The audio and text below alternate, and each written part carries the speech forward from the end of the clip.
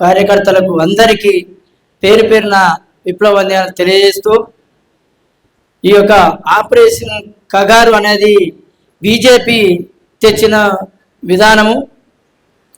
అయితే ఈ నక్సలిజాన్ని అంతం చేయాలనుకునేది బీజేపీ పార్టీ. అసలు నక్సలిజం అనేది ఎందుకు వచ్చింది?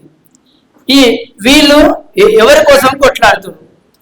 వాళ్ళ భార్య పిల్లలను, తల్లులను, కొంతమంది పెళ్ళిళ్ళు కూడా చేసుకోకుండా ప్రజా హక్కుల కోసమే కొట్లాడుతున్నారు తప్ప వాళ్ళ కోసం వాళ్ళ ఏదో ఖనిజ సంపద దాచుకోవడం కాదు కదా కొట్లాడేది.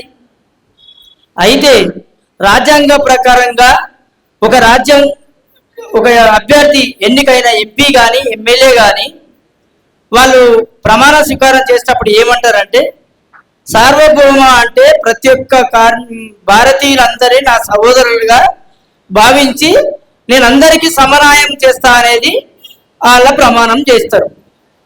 ఆ ప్రమాణం చేసినప్పుడు వీళ్ళు వేరే దేశ పనులతోటి శత్రువు ఎవరు, మనకు పాకిస్తాన్ శత్రుత్వం ఉంది.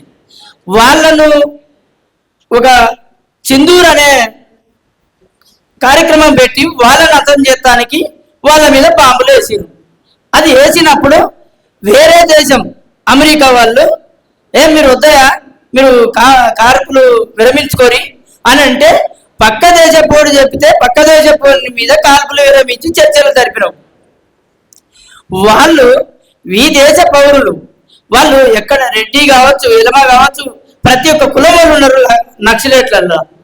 వాళ్ళు అయితే ఒక కులం కోసం పోయిర్రా, వాళ్ళు దేనికోసం పోయిర్రు, దాని సిద్ధాంతం ఏందనేది వాళ్ళు చర్చించాలి కదా ముందు. ఆ చర్చలు జరిపితే మీ నిజ రూపం ఏడ బయటపడుతుందో అనే భయంతోనే చర్చలు జరపకుండా కాల్పులు జరుపుతున్నారు అనేది మా యొక్క ఉద్దేశం. ఎట్లా అంటే చర్చలు అనంటే, నేను ఒక చిన్నతనంలో నాకు దాదాపు 69లో నేను పుట్టిన, దాదాపు ఒక 5 ఏళ్ళప్పుడు గద్దరన్న మా ఊరికి వచ్చిండు.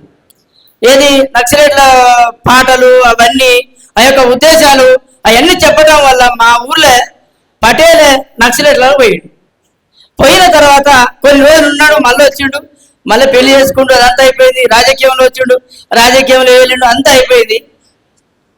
ఆ రకంగా ఉన్నాక కొంతమంది బయటికి రాలేకపోయారు, కొంతమంది అక్కడ ఉన్నారు అంటే సిద్ధాంతానికి కట్టుబడిన వాళ్ళు అడవులలో ఉన్నారు.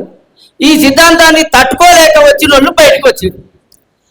అయితే వాళ్ళు ఈ సిద్ధాంతం అనేది ఏంటి అనేది చర్చించాల ముందు. భారత రాజ్యాంగంలో చర్చించాలనేది ఉన్నది.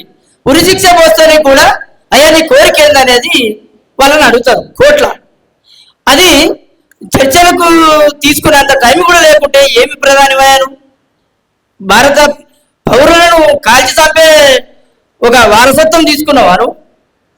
ఎర్ర జెండా అనేది నీకు సిద్ధాంతపరంగా నీకు ఉండొచ్చు, కానీ ఒక రాజ్యాంగంలో, భారత రాజ్యాంగంలో భాగస్వామిగాను భారత పౌరులను కాపాడే హక్కు నీకు ఉంది కదా, అది ఎందుకు తీసుకుంటలేవో నీ ఆత్మను పరిశీలించుకోవాలి అనేది నా ఉద్దేశం. అయితే కమ్యూనిస్టులుగా, వామపక్షాలుగా వీళ్ళంతా కొట్లాడమే కాదు, అవసరమైతే జంతర మంతర కాడ కూడా మనము ఈ వామపక్షాలు కానీ, ప్రజలను కానీ, ప్రజాశక్తులను కానీ అన్నింటినీ కలుపుకొని అక్కడ ధర్నా చేయాలనేది నా ఉద్దేశం. ఎందుకంటే ఇక్కడ గల్లీలలో మనం చేస్తున్నాం కాబట్టి ఢిల్లీ దాకా వెళ్తలేదు అనేది ఉద్దేశం. ఢిల్లీ దాకా కూడా పోయి ఢిల్లీని కూడా దాకి వాళ్ళకు బుద్ధి వచ్చేటల్లా ఆ ప్రయత్నం మనం చేయాలనేది ప్రతి ఒక్క పౌరుడుగా, యువకుడు కానీ, మేధావులు కానీ ఇదంతా ఒక ఉద్దేశం. దాన్ని తీసుకొని అందరూ కంకణబద్దులయ్యి దీన్ని వాళ్ళ ఆపరేషన్ కంగారును ఆపేటట్టు ప్రతి ఒక్కరూ కృషి చేయాలని, అందరూ ముందుకు రావాలని కోరుతూ సిపిఐ పార్టీగా మా వంతు మేము కూడా సహకరిస్తామని కోరుకుంటూ ఈ అవకాశం ఇచ్చినందుకు ధన్యవాదాలు తెలియజేస్తూ ముగించుకుంటున్నాం.